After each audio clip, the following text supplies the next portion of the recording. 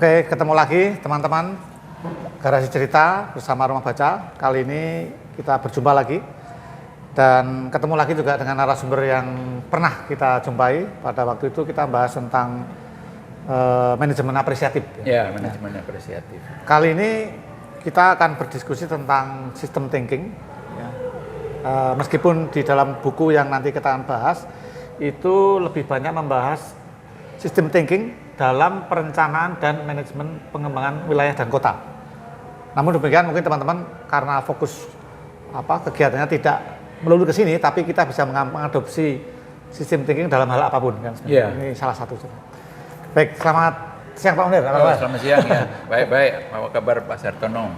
Ya, mungkin boleh diceritakan dulu nih sebelum kita lebih jauh menjelaskan tentang isi berbuku ini, mengapa Pak Munir tertarik lah menulis ini dengan istri kalau nggak salah ya. Iya, dari segi namanya dari istri Rizwan Munir dan Ningki Sasanti Munir. Saya juga bertanya ini, nama Munir ini karena suaminya Munir atau karena bapaknya Munir?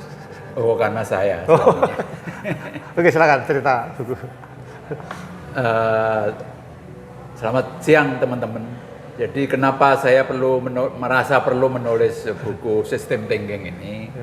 Karena dalam banyak hal itu kita terlibat dengan permasalahan yang kompleks, yang komponen atau sebab akibatnya itu banyak, sehingga kita perlu berpikir lebih sistematis begitu untuk menjelaskan sebetulnya antar komponen ini ada apapun, terutama policy ya, selalu terkait dengan masalah penduduknya, sosial, dan masalah motif ekonominya, dan masalah keterbatasan fisik, dan kemudian ada masalah kelembagaan dan sebagainya.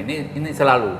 Kadang-kadang kita ini terjebak di dalam disiplin kita masing-masing. Ada yang ahli sosiologi, ada yang ahli psikologi, ada ahli ekonomi juga ekonomi yang luas, ada yang keuangan, makro mikro. Iya, itu luas. Terus kalau kita ketemu ini sebenarnya kita hubungan dari kita ini apa?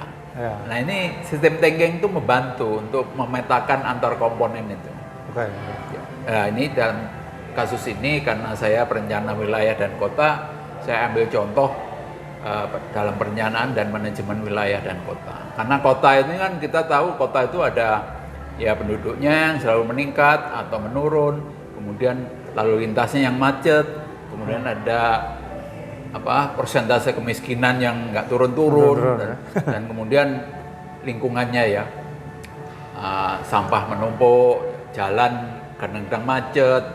Nah, semua ini sebetulnya hubungannya apa? Karena kalau dari segi disiplinnya beda-beda. Ini ada yang insinyur, ada yang ekonom, ada yang ahli sosiologi, ada yang psikologi, ahli agama. Nah, ini gimana untuk membantu memvisualisasikan hubungan antara elemen yang dalam hal ini adalah hubungan yang sebenarnya sebab akibat gitu ya. Nah, ini bagaimana? Nah, system thinking ini sangat membantu. Baik, terima kasih Pak Munir. Tadi pengantar tentang sistem thinking ya. Jadi ini cara berpikir bukan menyederhanakan, mensistematiskan hal yang kompleks dengan berbagai disiplin ilmu beragama.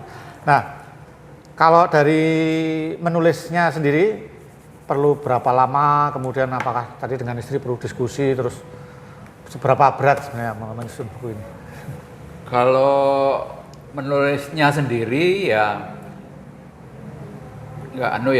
cukup santai gitu ya, setahun lah ini. Untuk dapat buku berapa halaman ini? Ini 100, hampir 150 lah. 141. Ya. Tetapi kalau renungannya dan merasa ada kebutuhan seperti ini itu ya cukup lama. Ini kira-kira pemikiran setelah buku manajemen apresiatif itu ya mungkin 3 tahun lah ini. Hasil perenungan dan mikir-mikir membayangkan sistem itu berjalan gitu. Ya. Nah, mungkin lanjut sekalian sebenarnya sistem thinking itu munculnya kapan sih? Maksudnya trennya ya, tren munculnya. Kalau selama ini kan kita linear cara berpikir. Kalau sejarah ini ya. Kalau sejarah ini munculnya dari ide pertama kali sistem thinking itu ya tahun 50-an malah. Wah, lama. Udah ya? lama. Cuman kenapa nggak dipakai gitu? Sebenarnya dipakai. Jadi begini, ini penemunya kan apa Ludwig van Beethoven itu kan orang Eropa ya. Biolog sebetulnya dia. Oh, oke, biolog. Biolog yang membayangkan apa sistem itu seperti metabolisme tubuh manusia. Kan ada kepala, ada otak, ada jantung, paru-paru, dan kemudian ada aliran darah yang saling terkait. Jadi tubuh ini bukan sekedar kumpulan dari organ, tetapi organ yang bekerja sama, berinteraksi, sebab akibat, dan menuju ke sebuah tujuan tertentu. Nah ini sebenarnya digunakan untuk para engineer dan sebagainya itu logikanya ini kan seperti itu ya. Di dalam manajemen juga komponen produksi, komponen pemasaran, komponen pemasok dan sebagainya itu selalu bekerja sama dalam sistem gitu. Jadi dulu juga kata sistem menjadi sering digunakan. Nah kemudian dari manajemen yang terbatas itu kemudian yang saintifik ya, kemudian meluas itu setelah tahun berapa ya, awal-awal 70 lah, akhir 60 70 itu tahun 72 persisnya itu terbit buku batas-batas pertumbuhan, limit to grow itu ya. Limit to grow itu yang disusun sebagai laporan dari Club of Rome. Nah itulah pertama kali. Ini ekonomi ya, tinjauan ekonomi. Ekologi. Ini yang pertama kali meledaknya sistem ekologi, dan sistem thinking itu digunakan di situ sebagai ekosistem itu kan. Ya di situ mulai digambarkan ya senario bahwa penduduk ini makin meningkat, kemudian sementara itu resources terbatas, sumber alam itu terbatas, sehingga apa yang terjadi? Itu bisa untuk memforecast gitu ya. J. Forrester itu yang ahli dalam forecastingnya itu ada ahli modeling itu memforecast itu. Ini sistem thinking itu menjadi sangat populer sejak itu ya. Sejak itu. Nah kemudian penjelasan ini menjadi itu yang istilahnya causal loop diagram itu. Itu tool yang digunakan. Iya kan. Akhirnya digunakan yang biasa dipakai itu akhirnya itulah yang diangkat gitu ya dalam sistem thinking. Ini sistem thinking kemudian diterapkan ya untuk ekosistem, untuk sistem organisasi dan sebagainya. Ya pengertiannya pokoknya kalau di sebuah restoran ini orang-orang pada kumpul itu sebenarnya bukan sistem karena mereka itu tidak saling berhubungan. Dalam berhubungan itu kalau itu menjadi sebuah kelas atau apa yang terorganisir, ada gurunya, ada muridnya, ada materi dan kemudian interaksi di antara mereka. Jadi sistem itu bukan kerumunan, tetapi kerumunan yang saling berinteraksi kepada tujuan tertentu. Baik, sebagai pendekatan kan ada istilah system thinking, lalu sering juga kita mendengar istilah design thinking. Bedanya apa sih sebenarnya system thinking dan design thinking? Ya itu persamaannya ya thinking itu ya macam-macam thinking ya. Cara berpikir. Iya, cara berpikir, ada systematic thinking, ada creative thinking, ada design thinking. Tetapi yang populer juga itu adalah design thinking. Design thinking ini sebetulnya lebih banyak di asal muasalnya dari kalangan marketing bukan, dari kalangan produk desain. Produk desain. Sebelum mengembangkan seperti ini ya, kopi apa yang diminati gitu apa yang diminati. Jadi intinya itu kalau design thinking intinya adalah proses pertama itu empati ya. Empati kepada calon pengguna, calon konsumen. Kalau di komputer kan sekarang ada user friendly gitu UI UX itu itulah user experience dan user interface itu ya. Jadi titik talaknya dari sana, bagaimana kita memahami atau berempati kepada kebutuhan konsumen, dan kemudian kita brainstorming. Untuk merumuskan kira-kira apa yang mereka butuhkan dan apa yang bisa disajikan untuk mereka. Jadi bukan kadang-kadang kan kalau kita misalnya katakanlah merancang coffee shop seperti ini, kadang kan maunya pemilik, harusnya maunya customer kan. Nah, kita membayangkan apa kira-kira siapa ini anak muda atau orang dewasa ya. Oh ini anak muda remaja yang kalau gitu ada musiknya, ada layoutnya juga kayak apa gitu kan, yang funky dan sebagainya. Nggak mau seni lah gitu terus. Nah dari situlah bermula desain. Jadi desain lebih fokus pada merancang sesuatu ya, berbasis pada customer atau tadi empatinya muncul gitu. Nah kalau sistem thinking itu lebih pada apa? Titik beratnya? Dikaitkan dan perencanaan ya, saya kaitkan dengan perencanaan kota kan. Kalau sistem thinking ini pertama memahami komponen-komponennya apa saja. Kemudian saling keterkaitan dan hubungan sebab akibat antar komponen itu apa. Dengan demikian kita bisa lebih memahami sebab akibat dari persoalannya. Apakah yang kelihatan itu hanya simptom saja atau sebetulnya di dalamnya itu ada struktur yang lebih kompleks lagi. Dengan demikian kalau kita sudah bisa memetakan, pada intinya memang memetakan dalam tadi itu hubungan sebab akibat atau causal loop tadi. Kalau sudah bisa memetakan, tentu saja kita bisa memprediksi. Kalau cenderungannya begini-begini terus ini, udah kelihatan. Ya kan patternnya udah kelihatan. Nantinya bagaimana kelihatan lah. Nah setelah itu kita tahu, jadi yang intervensi yang perlu kita ambil. Jadi kalau kembali ke tubuh manusia itu ada istilahnya kan titik-titik akupuntur. Sebetulnya kalau sudah dipetakan nadi-nadinya itu, lah kita tahu nih titik akupunturnya di mana.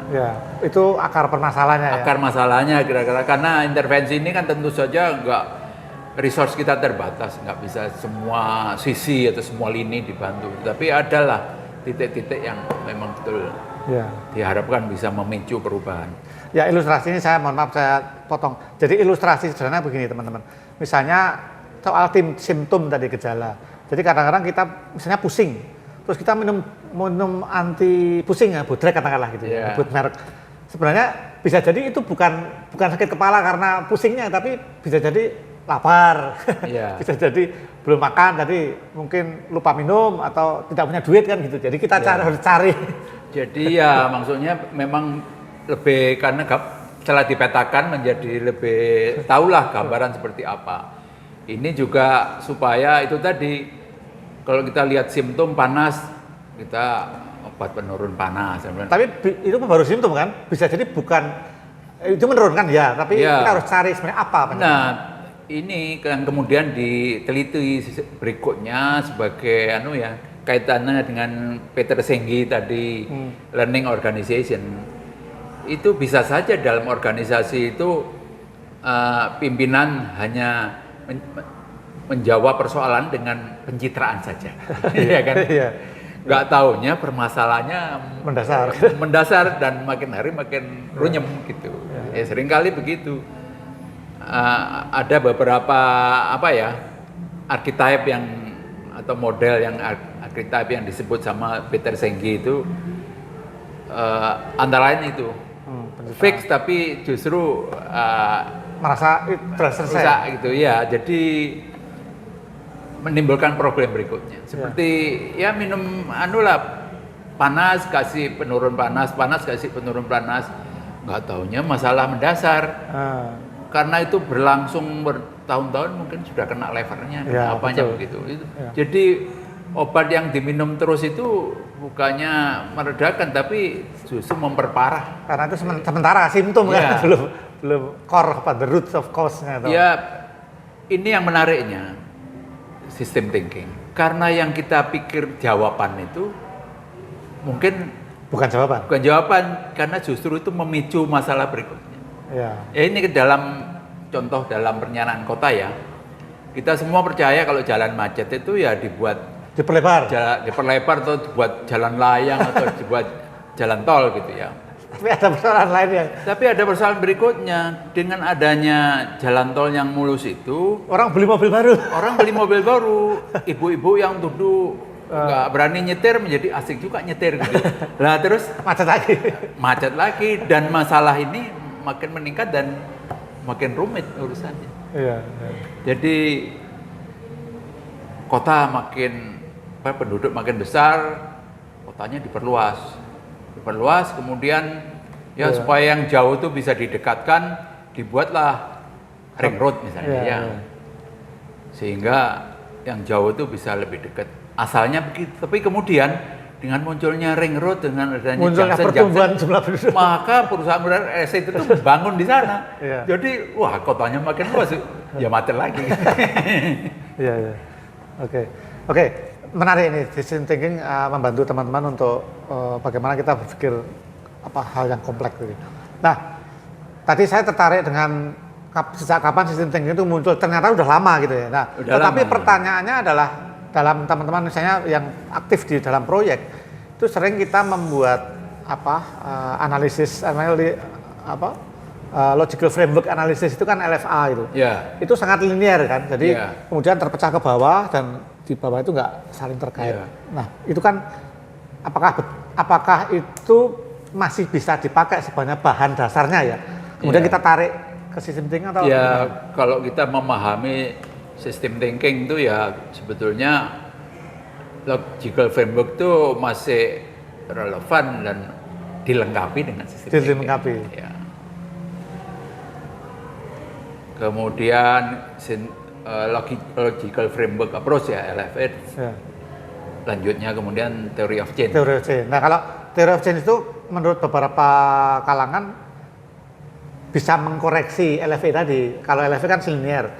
Theory of change bisa sebenarnya mengadopsi sistem thinking karena di situ ada keterkaitan kesana kemari gitu. Ya intinya sebetulnya kalau sistem thinking diterapkan di sana, sistem thinking itu memberi kita itu yang namanya feedback.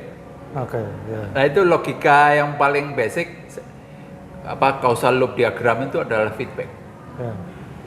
Kita disebut berpikir sistem kalau kita melibatkan feedback di sana. Jadi karena kembali tidak ke sana kembali lagi. Jadi kita menjadi tahu bahwa itu ternyata memberi feedback gitu ya. Jadi kalau bedanya LFA dengan theory of change kan, kalau logical framework biasanya untuk satu proyek atau program yang kita bisa kontrol, masih bisa kontrol. Dan jadi, mungkin pelatih pendek kali ya, enggak juga ya? Kontrol dalam arti perencanaan juga ya. Nanti kalau input ini diolah dengan proses, nanti keluar output. Nanti keluar output kalau digabung atau dikembangkan lagi, dioperasionalkan menjadi outcome. Impact terakhir. Tetapi apakah outcome itu misalnya bangun jalan, jalan tolnya bisa dioperasikan, terus kemudian ada income masuk, itu kan sampai batas itu kan outcome. Jalan jadi sebagai output, kemudian jalannya dimanfaatkan dan kemudian manfaat itu bisa ditarik penerimaan dan sebagainya. Tetapi kalau theory of change lebih luas dari itu. Lah jalan ini memberi dampak kepada pengembangan wilayah enggak? Jadi bisa jadi perubahan-perubahan yang terjadi karena bangun jalan itu apa? Bisa jadi antara outcome harus kita kaitkan gitu ya? Tidak terlepas gitu Mas. Cuma ini kan menyangkut waktu ya.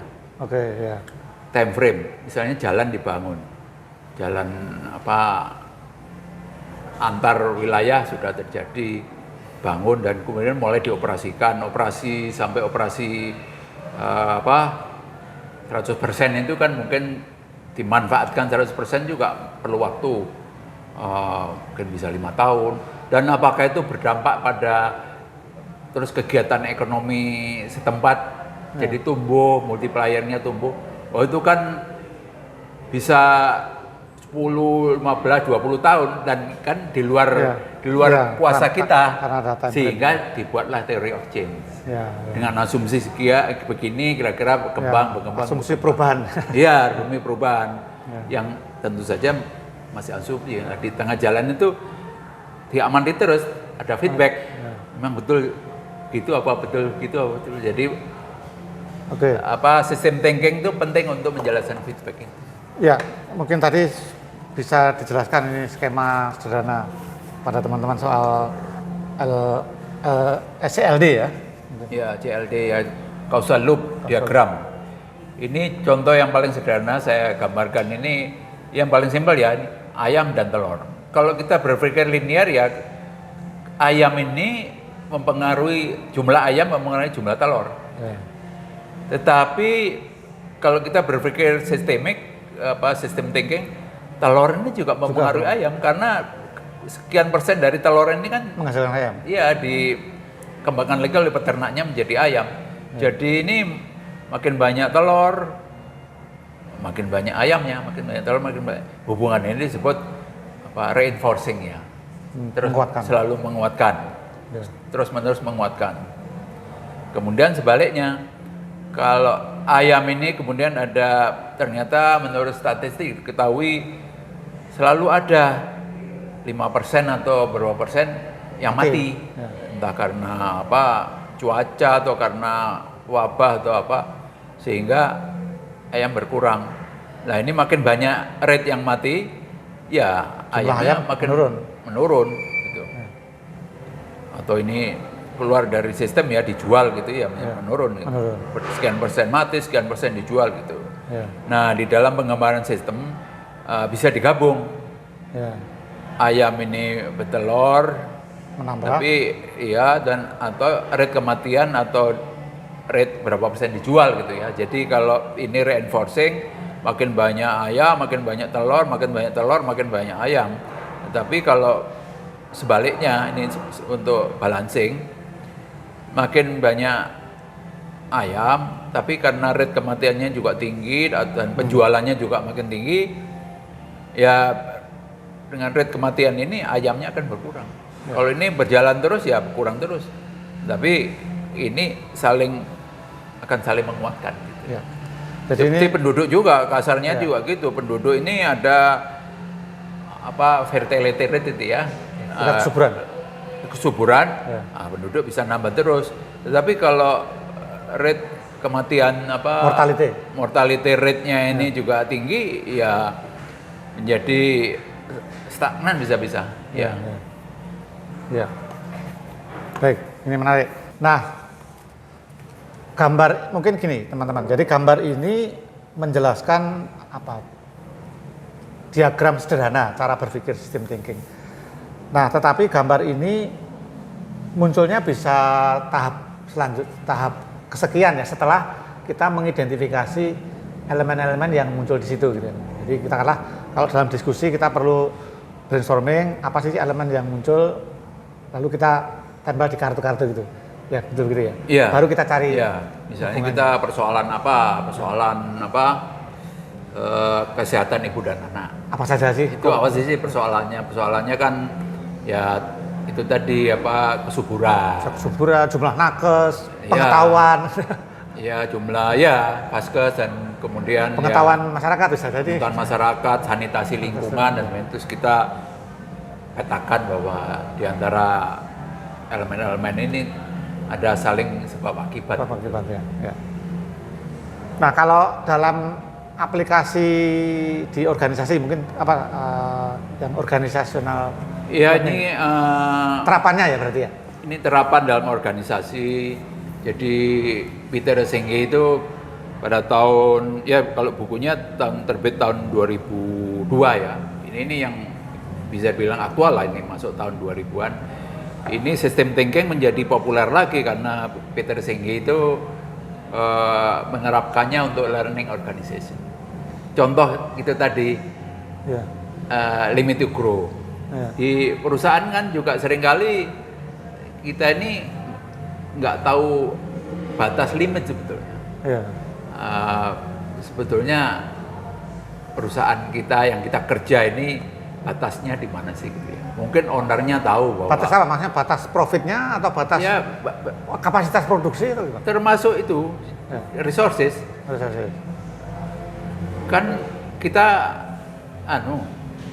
setiap unit itu merasa dialah yang gitu ya. Berkontribusi. Ya berkontribusi sehingga dia menggenjot gitu ya. Iya. Produksinya dia genjot. Padahal di tempat lain keteteran gitu Juga ya. begitu. Oh, tempat lain juga gitu. Kan perusahaan mungkin punya 3-4 produk ya. Ya. 2 diantaranya ini gitulah cash cow-nya itulah itu sumber pendapatan dan merasa inilah andalannya perusahaan.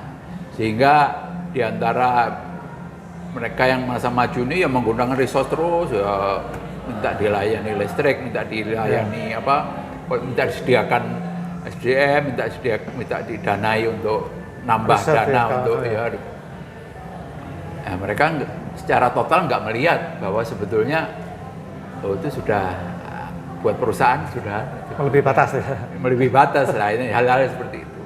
Ya. Kemudian kalau di dalam organisasi agak ya bukan perusahaan dalam arti satu perusahaan gitu, tapi di dalam komunitas itu ya ada limit to grow itu masih terlalu berat. Kita ini juga rata-rata perilaku kita ini berasumsi bahwa semua itu tersedia dan berlimpah. Kita terutama di negara kita yang tropis ini ya, kita merasa sinar matahari itu nggak ada batasnya, udara bersih itu nggak ada batasnya. Padahal indikator tertentu sudah menunjukkan bahwa kota-kota tertentu, misalnya Jakarta itu polusinya udah tinggi. Kalau ditambahi lagi sudah ambang batas. Ya. Jadi limit to grow itu ke sana. Itu juga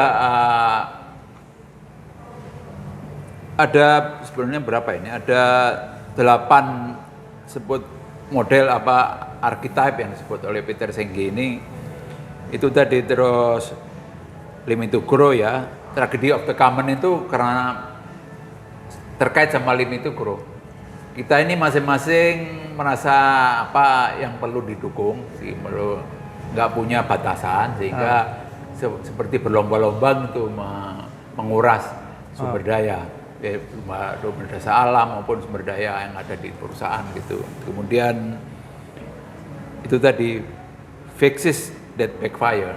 Jadi membetulkan sesuatu, tapi jadi mengatasi persoalan-persoalan seperti itu tadi. Pusing tadi ya? Iya, seperti badan panas, terus dikasih penurun panas terus, nggak taunya itu dalam jangka panjang malah bikin runyam karena merusak ginjal dan sebagainya. Karena akar persoalannya bukan di sana kan? Iya, di dalam organisasi perusahaan nanti di kota itu juga udah sering gitu, dengan jalan utama ini kok macet gitu ya. Terus kemudian dibikin aturan tertentu sehingga berkurang gitu. Tapi berkurangnya ini kan menimbulkan masalah di tempat lain. Ya macetnya di sini lancar tapi sana macet. Karena kapasitasnya memang terbatas. Ya hal-hal itu sering kali nggak dipahami gitu ya. Jadi kadang-kadang itu disebut juga shifting the burden. Shifting the burden itu ya bebannya dipindahin. Bebannya dipindahin gitu. Dikira sudah selesai, padahal yang di sebelah ini kan juga lama-lama numpuk masalahnya, dia teriak juga gitu. Jadi ini lagi ada kecenderungan kita ini mendukung yang sukses untuk terus sukses, tambah sukses. Tapi melupakan potensi yang bisa sukses, maksudnya gimana? Gini, kalau misalnya bangunan secara umum aja. Kalau kita mau bangun yang cepat kelihatan dan melayani penduduk banyak, itu bangun di Jawa. Penduduknya banyak, yang dilayani banyak, itu dampak ekonominya juga segera meningkat gitu ya, daripada bangun di daerah terpencil misalnya. Tapi kalau terus-terusan dilakukan, ya Jawa terus ya bebannya apa? Menjadi akhirnya limit juga gitu, karena lahan dan kepadatan Jawa kan juga ada batasnya gitu. Sebaliknya, yang daerah tertinggal ini ya makin ditinggal. Kan begitu, ini maju, ini butuh dikuatkan. Di keluarga atau di perusahaan juga gitu. untuk mempercepat keberhasilan itu ya unit yang gemuk, yang sukses, gemuk hajar. dimodali terus. Yang lainnya memang mati. Yang lain-lain ya nanti aja lah. Iya, itu kan pada akhirnya kan timpang karena sistem ini kan didukung oleh semuanya. Ya betul. Kalau kembali ke sistem, kalau kita menyebut sebagai organisasi atau sistem ya, yang kecil itu pun juga berkontribusi kan. Betul. Kalau kita lama-lama dilupakan ya betul. Menjadi beban juga sebenarnya. Seringkali yang hard itu kan yang dapat prioritas ya infrastruktur dan sebagainya. Tapi pada akhirnya pendidikan dan manusianya pun di nomor 2 kan. Ya. Sehingga pada akhirnya terus timbul masalah SDM-nya nggak siap. Nah, gitu kan. Terus kita sebut, SDM-nya nggak siap ini ya gitu ya. Memang bangsa kita nggak siap menghadapi kemajuan, nah gitu. Itu kan nggak disiapkan ya, karena persiapannya di yang hard terus gitu. Ya. Ini penggunaan dari system thinking untuk lebih balance melihat. Ya. Sekali lagi itu tadi kalau sudah bisa memetakan, istilahnya ketemu bisa menggambarkan seluruh jaringannya bisa ditemukan titik-titik akupunturnya di mana. Ya. Oke.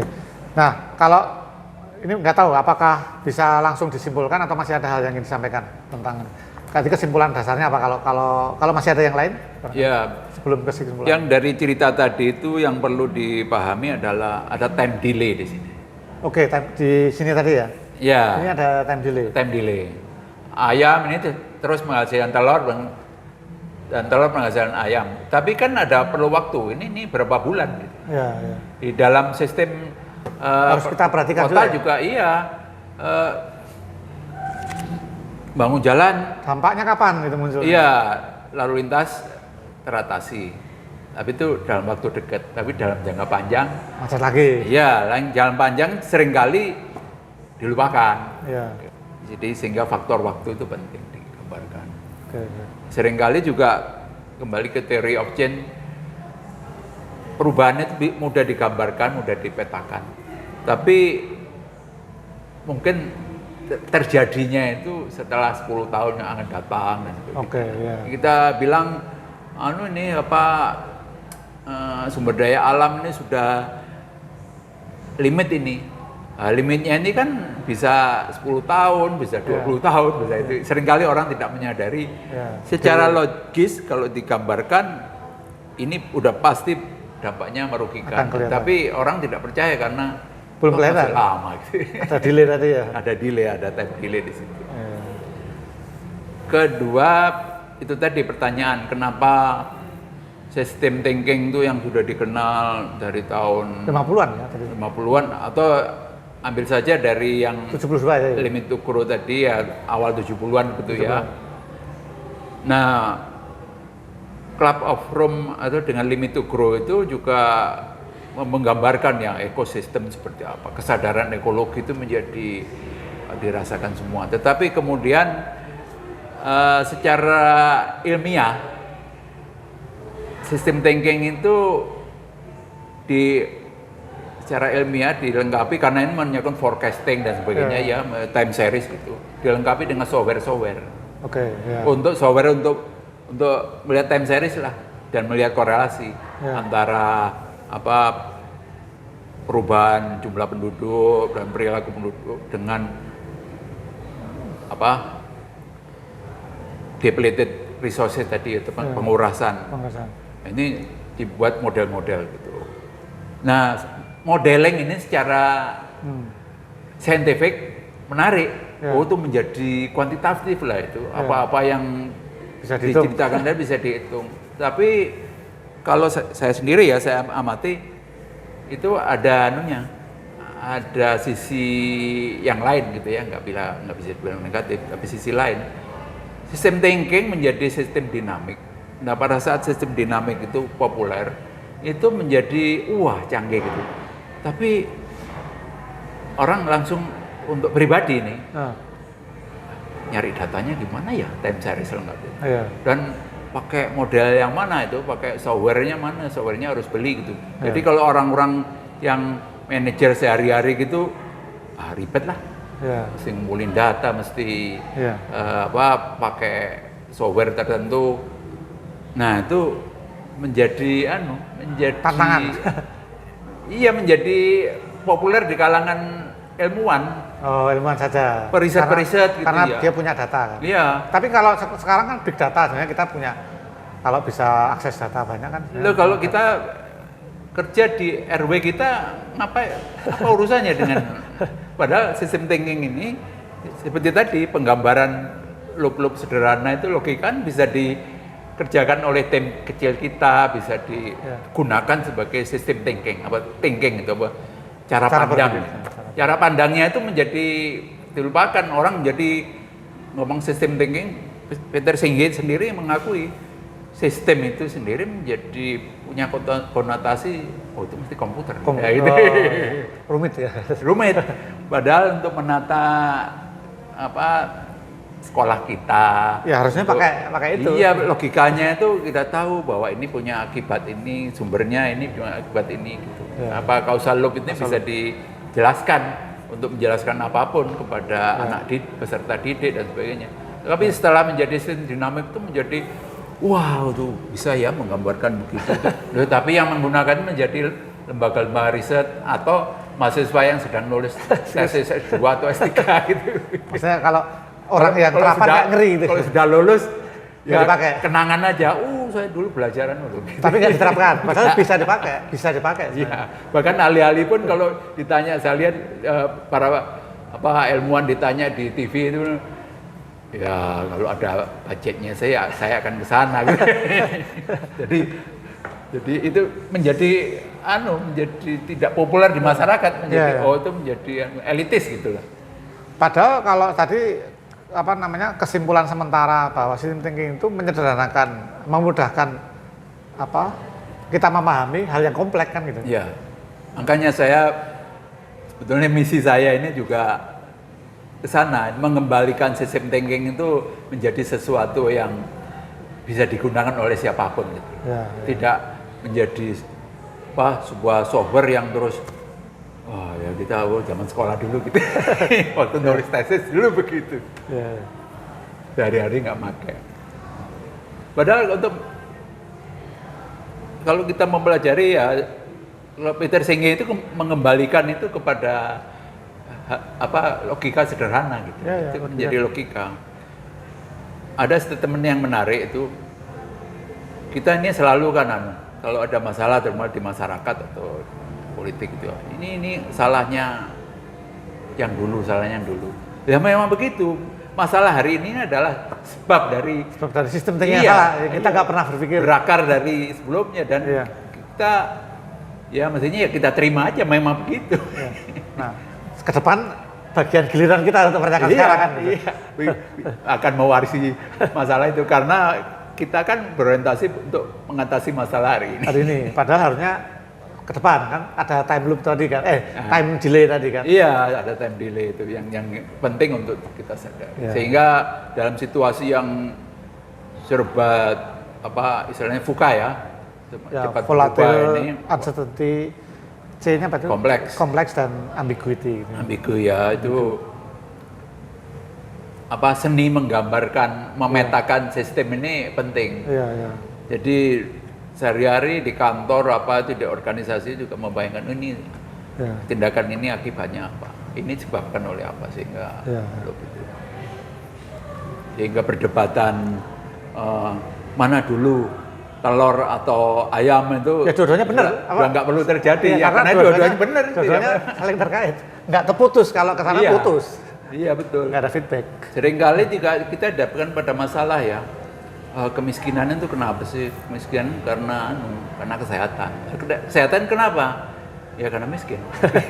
Pendidikan juga gitu ya. Pendidikan miskin kenapa? Karena pendidikannya rendah. Lalu pendidikan rendah kenapa? Ya karena miskin. Jadi hal-hal yang itu kan menjadi solusinya itu titik akupunturnya di mana gitu. Kita lihat sistem. Ya jangan kita langsung ngambil kesehatan langsung makan siang gratis sama susu gratis ya nggak begitu juga. Ya mungkin ada anunya juga, ada loopnya juga ya. Kalau itu dianggap intervensi ya. Mungkin logikanya juga gitu, ini intervensi untuk mutus. Jangka pendek. Ya, untuk mutus. Baik, tadi udah disimpulkan ya, kesimpulan pentingnya tadi. Ya, kurang lebih begitu ya. Begitu ya. Baik, terima kasih Pak Munir untuk diskusi pendek ya. Ini saya kira teman-teman silahkan. Bagaimana Pak kalau mau misalnya dapat buku ini gimana? Secara online ada ini tersedia ya. Baik dari publisher. Menghubungi publisher ini ya di belakang. Ada, kalau kita buka di website muncul. Saya lihat di Shopee juga ada di e-commerce. Ini penerbitnya namanya di publish ya. Ya. Tapi kalau diklik langsung muncul kok. Oke, nanti ditulis di bawah di publish. Iya. Oke, terima kasih, selamat. Ya. Pak Munir untuk penulisan ya, bukunya. Atas anunya. Semoga menuliskan buku-buku yang lain. Moga-moga ya, saya juga berharap ini bermanfaat. Ya. Terima kasih teman-teman, kita jumpa lagi nanti di bahasan buku-buku berikutnya di Garasi Cerita bersama Rumah Kaca. Selamat siang.